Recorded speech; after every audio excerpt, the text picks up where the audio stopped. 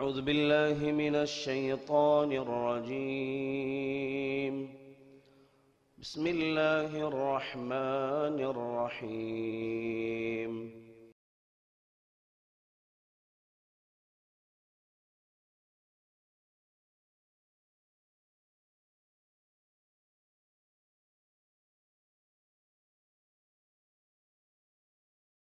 الحمد لله الذي يهتدى المهتدون وبعدله ضل الضالون لا يسأل عما يفعل وهم يسألون أحمده سبحانه وأشهد أن لا إله إلا الله وحده لا ند له ولا لد له ولا شريك له سبحان رب العزة وأشهد أن سيدنا وحبيبنا وقدوتنا وأسوتنا وعظيمنا ومعلمنا رسول الله صلى الله عليه وعلى آله وأصحابه أجمعين أما بعد فإن أصدق الحديث كتاب الله وخير الهدي هدي محمد صلى الله عليه وسلم وشر الأمور محدثاتها وكل محدثة بدعة وكل بدعة ضلالة وكل ضلالة في النار فأعوذ بالله من الشيطان الرجيم بسم الله الرحمن الرحيم يا أيها الذين آمنوا اتقوا الله حق تقاته ولا تموتن إلا وأنتم مسلمون رب اشرح لي صدري ويسر لي أمري واحلل عقدة من لساني يفقه قولي اللهم صل على محمد وعلى آل محمد كما صليت على إبراهيم وعلى آل إبراهيم إنك حميد مجيد اللهم بارك على محمد وعلى آل محمد كما باركت على إبراهيم وعلى آل إبراهيم إنك حميد مجيد எல்லா புகழும் புகழ்ச்சியும் ஏக இறைவன் அல்லாஹ் ஒருவனுக்கே சொந்தம். சாந்தி சமாதானம் நபிகள் நாயகம் ரசூலுல்லாஹி ஸல்லல்லாஹு அலைஹி வஸல்லம் அவர்கள் மீதும் அவர்கள் உற்றார் உறவினர்கள் சஹாபா தோழர்கள் தாபிஈன்கள் தபஅ தாபிஈன்கள் குறிப்பாக நம் அத்தனை பேர்கள் மீதும் என்றும் நிலவட்டுமாக. அன்பான சகோதரர்களே, பெரியவர்களே, தாய்மார்களே, இன்றைய ஹுதுபா பேருரையின் தலைப்பு கடந்த வார தலைப்போடு சம்பந்தப்படுத்தப்பட்ட ஒரு தலைப்பு. திக்ருடைய ஒழுங்குகள். அந்த திக்ரு சம்பந்தமான தலைப்பை 3 வகையாக பிரித்து, முதல் வகை திக்ரினுடைய சிறப்புகள் என்று நாம் கடந்த வாரத்தில் திக்ருடைய சிறப்புகளையும் அதனால் கிடைக்கிற நன்மைகளையும் பார்த்தோம்.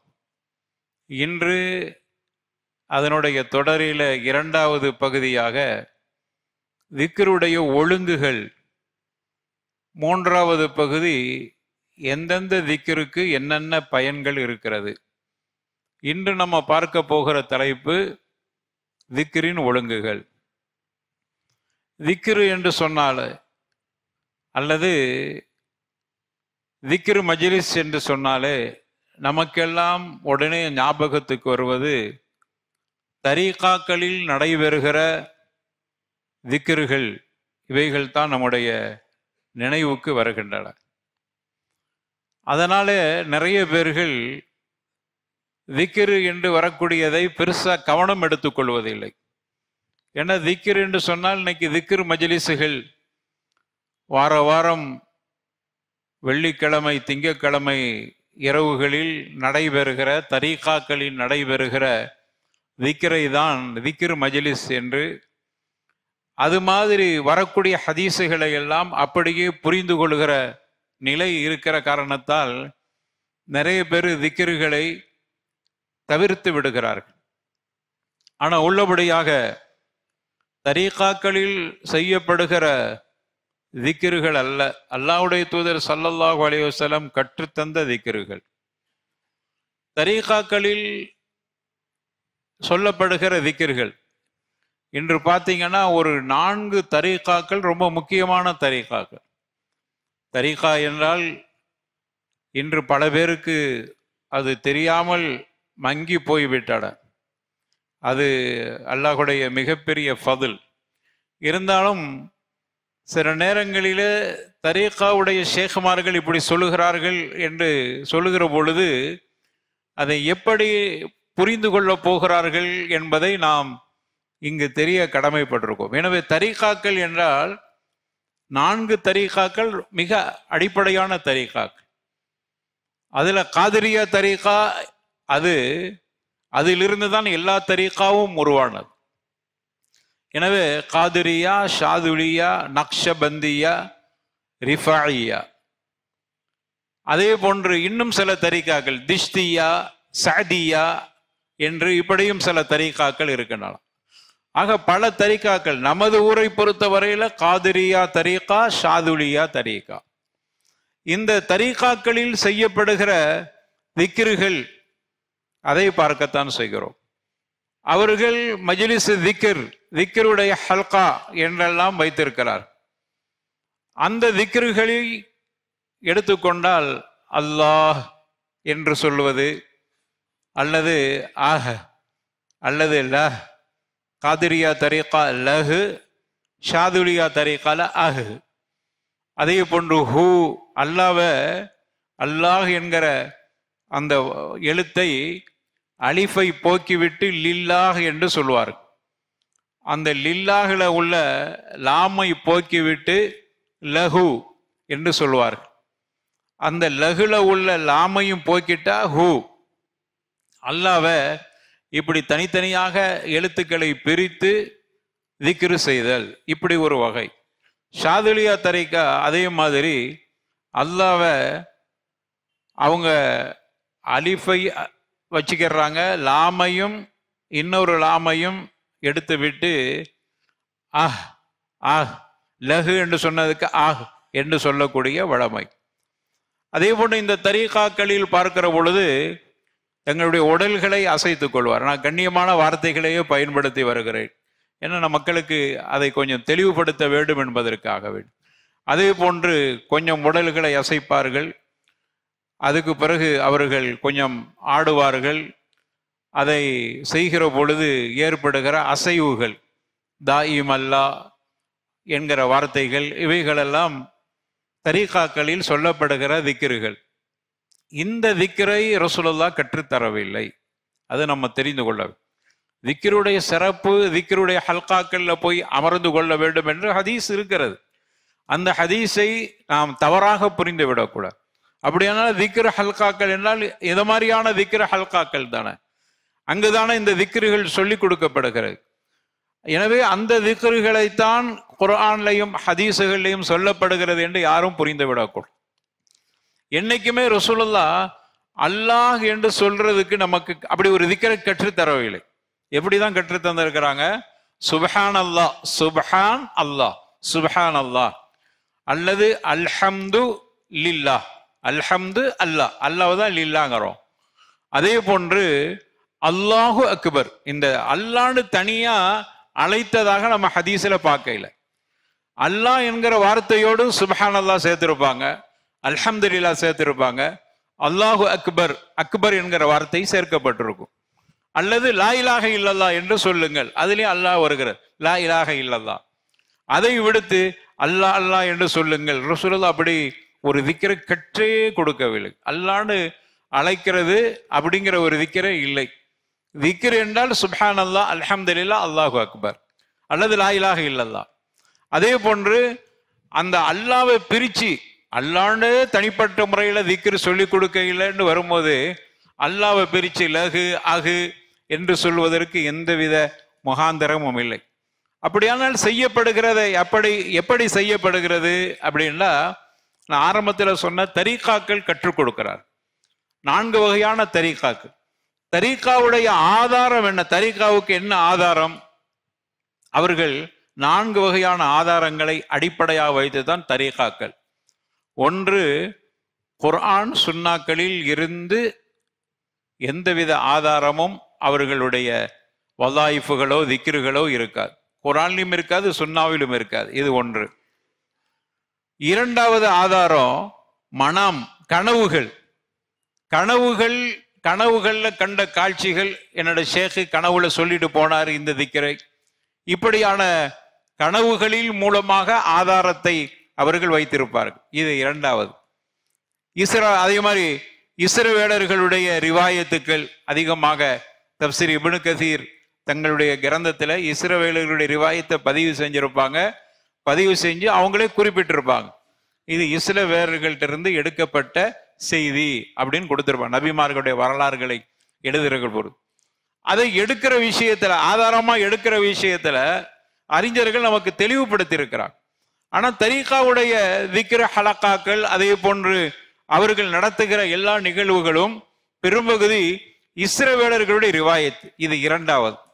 மூணாவதாக பலகீனமான ஹதீஸ் அல்லது இட்டுக்கட்டப்பட்ட ஹதீஸ், இந்த ஹதீஸுகளை ஆதாரமாக வைத்து சட்டங்கள் எடுத்திருப்பாங்க. நாலாவது தரீகாவுடைய ஷேகுமார்கள் சொல்லுகிற செய்திகள் ஆதாரமா எடுத்துக்கொள்வார். இந்த 4 தான் தரீகாவுடைய அடிப்படை ஆதாரங்கள், யாரும் மறுக்க முடியாது. இதான் தரீகாவில் இருந்தவன் என்கிற அடிப்படையில் நாங்க புரிந்து கொண்ட, எங்களுக்கு எங்களுடைய ஷேகுமார்கள் சொல்லி கொடுத்த செய்திகள். அப்போ தரீகா என்று சொல்லக்கூடியது இந்த அடிப்படையில் தான் தரீகாக்கள் இருக்கிறது. தரீகாவுடைய மிகப்பெரிய பயன் என்ன தெரியுமா? அவர் மற்றதெல்லாம் நான் சொல்ல இல்லை, நிறைய விமர்சனங்களை பேசுவதற்கு இல்லை. நாம் அதை பற்றி ஒரு சின்ன தெளிவு நமக்கு இருந்தால் போதும். அந்த மஜ்லிஸ் திக்ர் என்று சொல்லக்கூடிய ஹலக்காக்கள் எல்லாம் அது மார்க்கத்தில் இல்லாதது என்பதை புரிந்து கொள்வதற்கு கண்ணியமான வார்த்தைகளோடு இருக்கிறதை மட்டும் சொல்லி கொண்டு வருகிறேன். தரீகாவுடைய நோக்கம் என்ன நீங்க கேட்டு பாருங்க. தரீகால இருக்கிறவங்கள என்னப்பா நோக்கம்னு கேளுங்க. நஃப்ஸை சரி செய்தல், நஃப்ஸை சுத்தப்படுத்துதல், இதான் நோக்கம். நல்ல நோக்கம்தான். தஸ்கியத்து நஃப்ஸ் ரொம்ப முக்கியமான நோக்கம். நம்ம கூட தஸ்கியாலாம் வைக்கிறோம்ல, தஸ்கியத்து நஃப்ஸ் என்பதுதான் அவர்களுடைய நோக்கம். நஃப்ஸை சரி செய்வதற்குத்தான் ஒரு ஷேகை அவர்கள் வைத்திருக்கிறார்கள். அது ஒரு தரீகாவின் மூலமாக, ஷேக் தரீகான வழி, ஒரு வழி வேண்டும் அல்லவா, அதற்காக வேண்டிதான் காதிரியா, ஷாதுலியா, நக்ஷபந்தியா, திஷ்தியா, ரிஃபாயியா போன்ற தரீகாவுடைய வழிகளில் அதில் இருக்கக்கூடிய அறிஞர்கள் அவர்களுக்கு ஷேக்குகளாக இருப்பார்கள். ஷேக்காக எடுத்துக்கொண்டால் அந்த ஷேகோட வேலை நஃப்ஸை, இவருடைய நஃப்ஸை அவர் தூய்மைப்படுத்துறார். அவர் நஃப்ஸை அவர் தூய்மைப்படுத்திக்கிட்டு அவருடைய முரீதீன்கள் என்று சொல்லக்கூடிய சிஷ்யர்களுடைய நஃப்ஸையும் தூய்மைப்படுத்துவது அவருடைய பிரதான வேலை. இதுக்கு தான் தரீகா என்கிற தரீகாக்கு கீழே செயல்படக்கூடியது. எதுக்கு தரீகா நாங்க ஷாதுலியா, காதிரியா என்று சொல்லக்கூடியவருடைய நோக்கம் நஃப்ஸை சரி செய்தல், நல்ல நோக்கம்தான். அதற்கு அவர்கள் சொல்லுகிற உதாரணம் என்ன தெரியுமா? ஆதாரமெல்லாம் இருக்காது, குரான்லயே சொன்னாலும் ஆதாரம் இருக்காது, உதாரணங்கள் அதிகமாக இருக்கும். என்ன சொல்றாங்கன்னா, பொதுவாக ஷேகுமார்கள் அவர்கள் ஒரு உதாரணம், முரீது என்று சொல்லக்கூடிய சிஷியருக்கும் ஷேக்குக்கு மத்தியில் உண்டான தொடர்பு. ஒரு சிற்பி ஒரு பாறையை பார்க்கிறான், ஒரு பெரிய பாறை. நானும் பாறையை பார்க்கிறேன், சிற்பியும் பார்க்கிறான். நம்ம சிற்பி இல்லை, பாறையை பார்க்கிறோம், சிற்பியும் பார்க்கிறான். நாம எல்லாரும் பார்க்கும்போது கரடு முரடான ஒரு கல்லு, அந்த பாறை அப்படித்தான் நினைப்போம். ஆனா அந்த சிற்பி அப்படி நினைப்பதல்ல.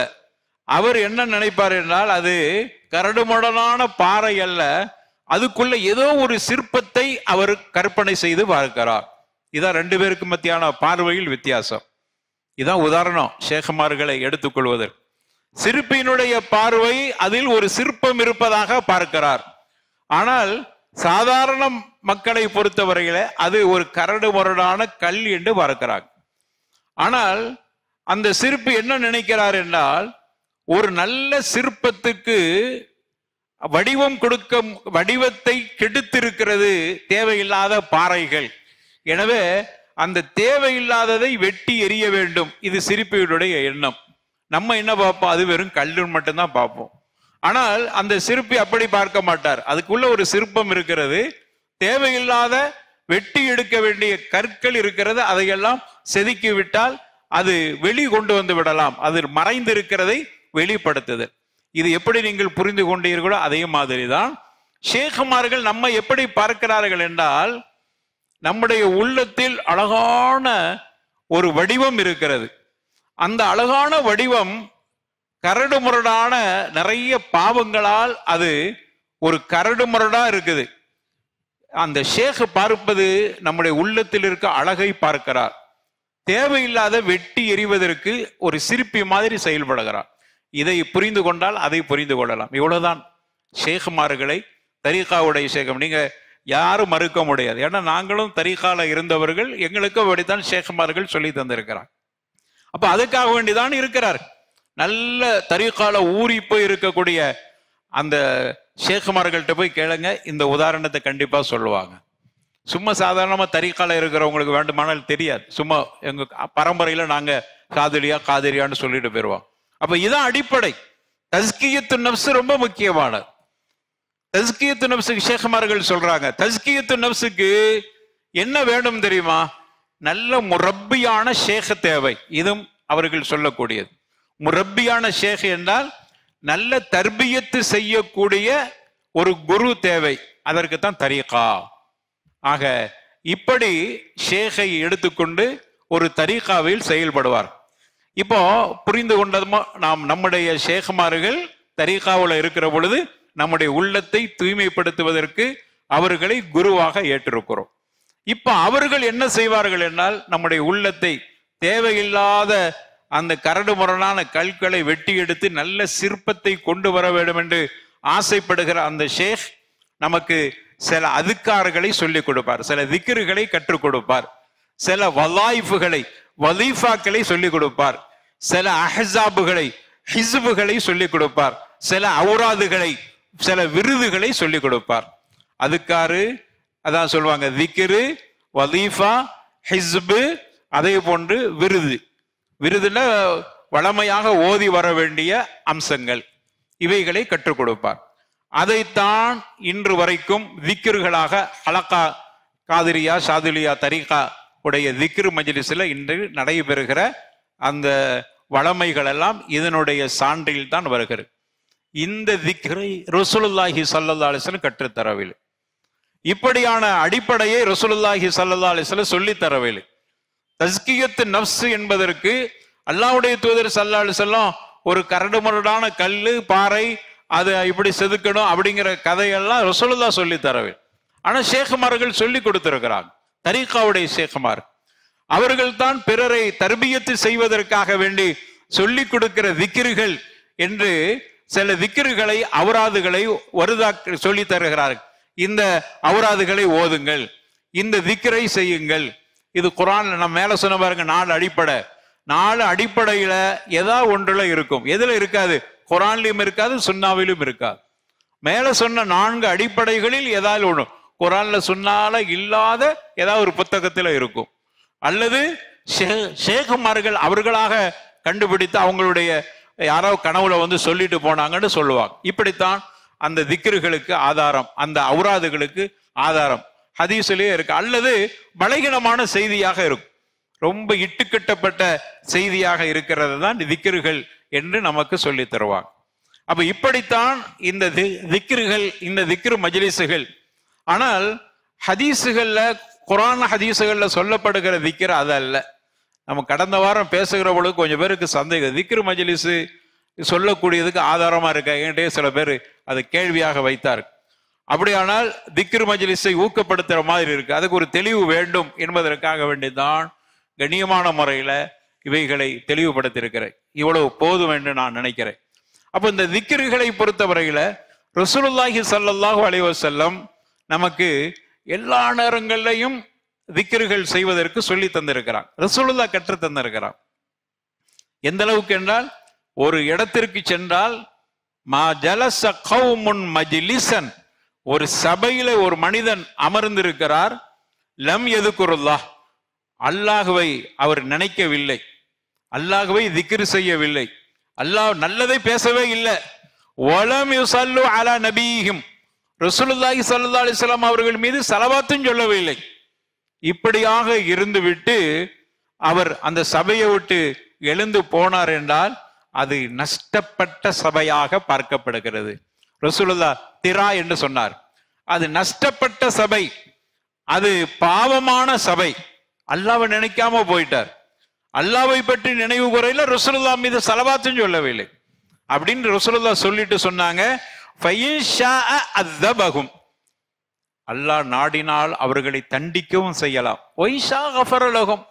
அல்லாஹ் நாடினால் மன்னிக்கலாம். இது அல்லாஹ்வுடைய கையில இருக்குது. ஆனா ஒரு பாவத்தை செஞ்சிருக்கிறார் என்று ரசூலுல்லாஹி ஸல்லல்லாஹு அலைஹி வஸல்லம் சொன்னாங்க. அப்போ அல்லாஹ்வை நினைப்பது என்று எல்லா சந்தர்ப்பங்களும் இருக்கு. ஒரு சபையில உட்கார்ந்துட்டாலும் எழுந்து போகிற பொழுது 2 வார்த்தை அல்லாஹ்வை பற்றி சொல்லிட்டு அல்லாஹ்வை நினைத்து விட்டு போக வேண்டும். அதே போன்று ரசூலுல்லாஹி ஸல்லல்லாஹு அலைஹி வஸல்லம் சொன்னாங்க, மாமின் கௌமி, இன்னொரு உதாரணம் சொல்றாங்க, யகுமுன மின் மஜ்லிஸ், ஒரு மனிதர் ஒரு சபையில அமர்ந்து அதிலிருந்து எழுந்து போகிற பொழுது லா யதுகுருனல்லாஹ ஃபீ, அல்லாஹ்வை நினைக்காமலே எந்திரிச்சு போயிட்டார் என்றால் அவர் ஒரு செத்து போன கழுதையை விட்டுட்டு போன மாதிரி, ஒரு செத்து போன கழுதையை அந்த இடத்தில் விட்டுட்டு போன மாதிரி என்று ரசூலுல்லாஹி ஸல்லல்லாஹு அலைஹி வஸல்லம் சொன்னாங்க. ஹஸரா, அது பெரிய நஷ்டமாக இருக்கிறது அவருக்கு என்று சொன்னாங்க. அதனால எந்த சபையில உட்கார்ந்தாலும், அது நம்முடைய வீட்டில் இருக்கக்கூடிய சபையா இருந்தாலும் சரி, அல்லது பொதுவான சபைகளாக இருந்தாலும் சரி, அல்லாஹ்வை நினைக்காம அந்த இடத்தை விட்டு போகக்கூடாது என்பதை ரசூலுல்லாஹி ஸல்லல்லாஹு அலைஹி வஸல்லம் வலியுறுத்தியிருக்கிறார். இப்போ அந்த திக்ருகளுக்கு சில ஒழுங்குகள் இருக்கிறது.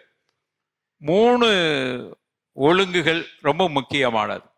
திக்ரு செய்யறவங்க இந்த 3 ஒழுங்குகளை கண்டிப்பாக கடைபிடிக்க வேண்டும். அந்த 3 ஒழுங்குகளில் முதல் ஒழுங்கு என்ன தெரியுமா? எந்த சூழ்நிலையிலும் திக்ருகளை சப்தமாக சொல்லக்கூடாது. சப்தம் போட்டு திக்ரு செய்வதற்கு அனுமதி இல்லை. அது திக்ராக சொல்ல முடியாது. எந்த இடத்தில் ரசூலுல்லாஹ் சப்தமிட்டு சொல்லலாம்னு அனுமதி தந்த அதை தவிர தல்பியா, லப்பைக் அல்லாஹும்ம லப்பைக், இது திக்ரு தான். இதை சத்தமிட்டு சொல்வதற்கு ரசூலுல்லாஹ் கட்டளை இட்டு இருக்கிறார். அதனால அதை சத்தமிட்டு சொல்லுது. அதே போன்று பெருநாள் தக்பீர், பெருநாள் தக்பீரை பொறுத்தவரையில அவரவர்கள் சொல்ல வேண்டியதான், சத்தமிட்டு சொல்றது இல்லை, அதுக்காக மெதுவா சொல்றது இல்லை. ஆனால் சஹாபாக்கள் அனைவர்களும் தக்பீர் சொன்னார்கள். அது அந்த தக்பீருடைய சத்தம் பள்ளிவாசல் அலறுற மாதிரி சாலைகள்ல சொல்லிட்டு போனாங்க. அப்ப இந்த மாதிரியாக தனிப்பட்ட முறையில் சப்தமிட்டு சொல்வதற்கு அனுமதிக்கப்பட்டவைகளை தவிர மற்ற திக்ருகள் அனைத்தும் நாம் மெதுவாகத்தான் செய்ய வேண்டும். சப்தமிட்டு உயர்த்தி, சப்தங்களை உயர்த்தி செய்யக்கூடாது. குர்ஆன் தெளிவாக சொல்லுகிறது. அல்லாஹ் சொல்றான், ஓதுகுர் ரப்பக, நபியே நீங்கள் உம்முடைய இறைவனை திக்ரு செய்வீராக, ஃபீ நஃப்ஸிக, உங்களுடைய மனதிற்குள் செய்வீராக. அதோடு முடிச்சுக்கலாம். அல்லாஹ் விடையில் அல்லாஹ் சொல்றா, ததர்ருஅன், பணிவாக, மிக பணிவோடு, வஹீஃபத்தன், அச்சத்தோடும் மெதுவாகவும். 2வது சொல்றான், அச்சத்தோடு மெதுவாக, நஃப்ஸ்ல செய்யணும், அதே போன்று பணிவாக இருக்கணும், அச்சத்தோடு இருக்கணும், மெதுவாகவும் இருக்கணும். தூனல் ஜஹ்ரி மினல் கவுல், சப்தம் இல்லாமல். இவ்வளவு வார்த்தையை அல்லாஹ் பயன்படுத்துறான். அப்ப நீங்க திக்ரு செய்கிற பொழுது கண்டிப்பாக இதை கடைபிடிக்க வேண்டும். நீங்க பாருங்க, தரீகாவுடைய திக்ருகள்ல இது கடைபிடிக்கப்படுதா? சத்தம், அதுக்கு மேல மைக்கு வேற போட்டுக்கிறோம், தாயிம் அல்லா தாயிம் அல்லா அப்படி கத்துவாங்க, லாஹ லாஹ ஆஹ் ஆஹ். அந்த இது என்ன திக்ர்? குர்ஆனுக்கு முரணானது. அப்ப முதல்ல திக்ரினுடைய ஒழுங்குகளில் பிரதான ஒழுங்கு என்னன்னா, திக்ரை பணிவோடு செய்யுங்கள். பணிவோடு செய்தல் என்பது தாயிமல்லா தாயிமா அப்படி ஆடுறதுக்கு பேர் பணிவா? அல்லது ஹூ ஹூ ஹூ ஹூ இது பணிவா? இது அல்லாஹ்வை பணிவோடு திக்ரு செய்வதா? குர்ஆனுக்கு முரணானது. அதான் நான் ஆரம்பத்திலே சொன்ன தரீகாவுடைய அடிப்படைகள், அந்த அடிப்படைகள் குர்ஆனுக்கு முரணாக இருக்கிற அடிப்படை. இதான் அதுல ரொம்ப பிரதானம். அப்போ ஒரு சாதாரண திக்ரில அவர்கள்ட்ட கேட்கிற, ஏங்க இதை எங்களுடைய ஷேഖ்மார்கள் சொல்லி கொடுத்தாரு, முடிந்தது. ஷேഖ்மார்களுக்கு யாரு சொல்லி கொடுத்தா? கனவில் கண்ட காட்சி. கனவுல யாரோ சொல்லிட்டு போயிட்டாங்க. மனாம், ஹிகாயத்து, இஸ்ரேலுடைய ரிவாயத்துகள் என்பதுதான் அந்த திக்ருகளுடைய முக்கியமான அம்சம். அப்போ நம்ம திக்ரு செய்வதாக இருந்தால் நம்ம செய்யக்கூடிய திக்ருகள் மனதிற்குள்ள செய்யணும், மிக பணிவோடு செய்யணும், அதே போன்ற அச்சத்தோடும் மெதுவாகவும் செய்யணும், சப்தம் இல்லாமல் செய்யணும். இவ்வளவு வார்த்தை அல்லாஹ் பயன்படுத்தி இருக்கான். பில் குதுவி வல் ஆசார், காலையிலும் மாலையிலும் இந்த மாதிரி திக்ரு செய்யுங்கள். அப்ப அதனால முதல் அடிப்படை திக்ரை மெதுவாக செய்ய வேண்டும், பணிவோடு செய்ய வேண்டும், சப்தம் இல்லாம செய்ய வேண்டும். இது குர்ஆனுடைய வசனம். அடுத்த ஹதீஸ் ரசூலுல்லாஹி ஸல்லல்லாஹு அலைஹி வஸல்லம் அபூ மூஸா அஷ்அரி அறிவிக்கிறாங்க ரலியல்லாஹு அன்ஹு, குன்னா மஅ ரசூலில்லாஹி ஸல்லல்லாஹு அலைஹி வஸல்லம் ஃபீ கஸாத்தின், கைபர் போர் ஹிஜ்ரி 7ஆம் ஆண்டு நடைபெற்ற ஒரு போர் கைபர் போர். அந்த போரை முடித்து விட்டு நாங்க வர்றோம். அப்படி வருகிற பொழுது ஜஅல்னால் அனஸஅது ஷரஃபன், நாங்க மேட்டு பகுதியில ஏறுகிற பொழுது தோடர்கள்லாம் சேர்ந்து அல்லாஹு அக்பர், கீழே இறங்கும் போது அல்லாஹு அக்பர் என்று எங்களுடைய சப்தங்களை உயர்த்தி நாங்க தக்பீர் சொன்னோம். ரசூலுல்லாஹி ஸல்லல்லாஹு அலைஹி வஸல்லம் எங்க பக்கத்துல நெருக்கமா வந்து சொன்னாங்க, ஐயுஹன்னாஸ் இர்பஉ அலா அன்ஃபுசிக்கும், நீங்க சத்தம் விட்டு தக்பீர் சொல்றீங்களே, அப்படி சொல்லாதீங்க. அல்லாஹு அக்பர் என்று நீங்க சத்தம் விட்டு சொல்லாதீங்க, நீங்க மெதுவா சொல்லுங்க. ஃபஇன்னக்கும், காரணம் சொல்றாங்க, ஃபஇன்னக்கும் லா ததுஊன அஸம்ம வலா காயிபா, நீங்க செவிடனையோ அல்லது தூரத்தில் மறைந்து இருக்கிறவனையோ அழைக்கவில்லை. இன்னமா ததுஊன ஸமீஅம் பஸீரா, கேட்கக்கூடிய பார்க்கக்கூடிய ஒருவனையே அழைக்கிறீர்கள். எனவே நீங்க திக்ரை மெதுவாக செய்யுங்கள். ரசூலுல்லாஹி ஸல்லல்லாஹு அலைஹி வஸல்லம் சொன்னாங்க. இந்த ஹதீஸுக்கு விளக்கம் கொடுக்கிற பொழுது இமாம் தப்ரி அவங்க சொல்லும் போது சொல்றாங்க, சத்தங்களை திக்ருகளில் துவாக்களில் உயர்த்தக்கூடாது என்பதை இந்த ஹதீஸ் அறிவிக்குது. இதைத்தான் சஹாபாக்களும் தாபிஈன்களும் பின்பற்றினார்கள். மட்டுமல்ல, இதைத்தான் இமாம்கள் அபு ஹனீஃபா, மாலிக், ஷாஃபி, அஹ்மத் ரஹிமஹுமுல்லா, அல்லாஹ் ரஹ்மத் செய்யட்டும், அவருடைய கபர்களை ஒளிமயமாக்கட்டும், அவர்கள் அனைவர்களும் இப்படித்தான் செய்தார்கள். அது மட்டுமல்ல, சஹாபாக்கள், ஒரு கைஸ் என்று சொல்லக்கூடிய ஒரு தாபிய சொல்றாங்க ரஹிமஹுல்லா, சஹாபாக்களை நான் பார்த்திருக்கிறேன், 3 விஷயங்களுக்கு சப்தமிடுவதை அவர்கள் தடுத்தார்கள். ஒன்று, போர்க்களங்களில் அல்லாஹ்வை திக்ர் செய்கிற பொழுது சத்தம் போடாதீங்க. அதுல 2 வகையான கயிறு இருக்குது. சப்தம் போடும்போது எதிரிகளுக்கு தெரிந்துரும், அல்லது ஜாகிலியத்து காலத்துல வெற்றி கிடைத்து விட்டால் அதை பெருமையாக சத்தம் போடுவாங்க. இதுக்கு தடை விதிக்கப்பட்டிருக்கிறது. அப்போ போர்க்களங்களில் சப்தமிட்டு திக்ரு செய்யாதீங்க. 2வது தடுத்தது, ஜனாசாவை தூக்கிட்டு போகும்போது சப்தமிட்டு எந்த வார்த்தையும் பேசாதீங்க. திக்ரு குர்ஆனும் கூட ஓதக்கூடாது ஜனாசாவை தூக்கிட்டு. இன்னைக்கு என்ன நடக்கிறது? அப்படியே சஹாபாக்களுக்கு நேர் முரணாக. அதே போன்று திக்ருகளிலும் சப்தமிட்டு செய்யாது. அப்போ போர்க்களத்துல, திக்ர் மஜ்லிஸ்ல, அதே போல ஜனாசா தூக்கிட்டு போகும்போது இவைகளில் சப்தமிட்டு எதையும் செய்யக்கூடாது என்பதை சஹாபாக்கள் தடுத்ததை நாங்கள் கேள்விப்பட்டிருக்கிறோம் என்று கைஸ் என்று சொல்லக்கூடிய தாபியை சொல்றாங்க. அப்போ முதல் அடிப்படை, நாம் திக்ரை செய்கிற பொழுது கடைபிடிக்க வேண்டிய ஒழுங்கு சப்தம் இல்லாம அமைதியா திக்ரு செய்வது. இதைத்தான் நமக்கு ரசூலுல்லாஹி ஸல்லல்லாஹு அலைஹி வஸல்லம் கற்றுத்தந்திருக்கிறாங்க, வலியுறுத்தியிருக்கிறாங்க. இந்த ஒழுங்கை நாம் கடைபிடிக்கணும். அல்லாஹ் ரப்பல் ஆலமீன் திக்ருகளை சரியாக செய்யக்கூடிய நல்ல கூட்டத்தை நம்மை சேர்த்தருள்வானாக. வாஹிரு தஅவானா அல்ஹம்துலில்லாஹி ரப்பில் ஆலமீன். அல்ஹம்துலில்லாஹ் வஸ்ஸலாத்து வஸ்ஸலாம் அலா ரசூலில்லாஹ் வ அலா ஆலிஹி வ ஸஹ்பிஹி அஜ்மஈன், அம்மா பஅத். அன்பான சகோதரர்களே, கடைபிடிக்க வேண்டிய அடிப்படைகள், திக்ரு செய்யும் போது கடைபிடிக்க வேண்டிய அடிப்படைகளில் 3 அடிப்படைகளில் ஒன்று, சப்தமிடக்கூடாது. 2வது, திக்ருகளை கூட்டாக செய்வதல், கூட்டமா உட்கார்ந்து திக்ரு செய்தல். இதுவும் ஹதீஸுகள்ல பார்க்க முடியல. ரசூலுல்லாஹ் அப்படி ஒண்ணு கற்றுத்தரவில்லை. இதை தவிர்க்க வேண்டும். கூட்டமா உட்கார்ந்து திக்ரு செய்தல். கூட்டமா திக்ரு செய்யறது சம்பந்தமா வரக்கூடிய ஹதீஸுகள், என்னென்ன ஹதீஸுகள் இருக்கு, அப்படியே ஹதீஸ் இருக்குது. அந்த ஹதீஸுகள் எல்லாம் அது மஜாலிஸுல் இல்ம், நமக்கு தெளிவா அதாவது விளக்கம் கொடுத்திருக்கிறாங்க. மஜாலிஸுல் இல்ம், இல்முடைய சபை, மார்க்கத்தை கற்றுக்கொள்வதற்கு கூட்டமா உட்கார்ந்து இருக்கான். மஸ்ஜித் நபவியில இப்பவும் நடந்துகிட்டு இருக்கு, மக்காவுல பார்க்கலாம், இப்பவும் நடக்குது. பள்ளிவாசல்ல எல்லாரும் கூடி இருப்பாங்க. அங்கிருந்து ஒருவர் பேசுவார், அவர்களுக்கு சட்டங்களை சொல்லி கொடுப்பார். இன்னொருவர் அவருக்கு தெரிஞ்சதை சொல்லுவார். இப்படியான ஹலக்காக்கள் நிறைய நடக்குது, நீங்க பார்த்திருப்பீங்க. இதனுடைய சிறப்பை சொல்லுகிற ஹதீஸுகளை எல்லாம் கூட்டமா உட்கார்ந்து செஞ்சாங்களே அப்படின்னு ஆதாரம் எடுக்கிறாங்க. அதுவல்ல, நமக்கு உலமாக்கள் அந்த அறிவிக்கக்கூடிய ராவிகள் விளக்கம் கொடுத்துறாங்க. இதெல்லாமே மஜ்லிஸ் திக்ர் என்று வரக்கூடியதெல்லாம் மஜ்லிஸுல் இல்ம், இல்முடைய சபை, கல்வி கற்கக்கூடிய சபையை வலியுறுத்தி சொல்லப்படும். அப்ப கூட்டமா உட்கார்ந்து திக்ரு செய்வதற்கு எந்தவித ஆதாரமும் இல்லை. இதையும் திக்ரில் தவிர்க்க வேண்டிய ஒரு அம்சம். மூன்றாவதாக திக்ரில் தவிர்க்க வேண்டிய அம்சம் என்னன்னா, எந்த திக்ராக இருந்தாலும் சரி ரசூலுல்லாஹ் கற்று தந்திருக்கிறார்களா, அது ரொம்ப முக்கியமானது. இந்த திக்ரை சொல்லி கொடுத்தது யார்? திடீர்னு திக்ர்கள் வரும். முன்னாடியெல்லாம் நம்ம பார்த்துருக்கோம், தொழுகை முடிஞ்ச உடனே என்ன செய்வாங்கன்னா தஸ்பீஹ் செய்வாங்க. அதுக்கு பிறகு ஒரு துவா ஒன்று ஓதுவாங்க இமாம். அதெல்லாம் ஆதரிக்கல, அப்படித்தான் நடந்துச்சு. கொஞ்சம் பிதாத்து குறைவா இருந்துச்சு. அதுக்கப்புறம் என்ன ஆச்சு, இப்போ ஒவ்வொரு தொழுகை முடிந்த பிறகும் என்னன்னா ஸல்லல்லாஹு அலா முஹம்மத் ஸல்லல்லாஹு அலைஹி வஸல்லம். இப்போ தொழுகை முடிஞ்ச பிறகு எல்லா பள்ளியிலும் இப்போ சொல்றாங்க. நம்ம நம்மெல்லாம் சிறுவர்களாக அந்த பள்ளிகளில் தொழுதுகிட்டு இருக்கிற காலங்கள்ல அப்படி சொல்றது இல்லை. பெரியவங்களுக்கு தெரியும், அந்த பள்ளிகளுக்கு போனவங்களுக்கு. அப்ப இல்ல, அதை சொல்வதை கூட தடுத்துக்கிட்டு இருந்தாங்க. சத்தமிட்டு நீங்க துவா செய்யக்கூடாது, தஷ்வீஷ் ஏற்படுது.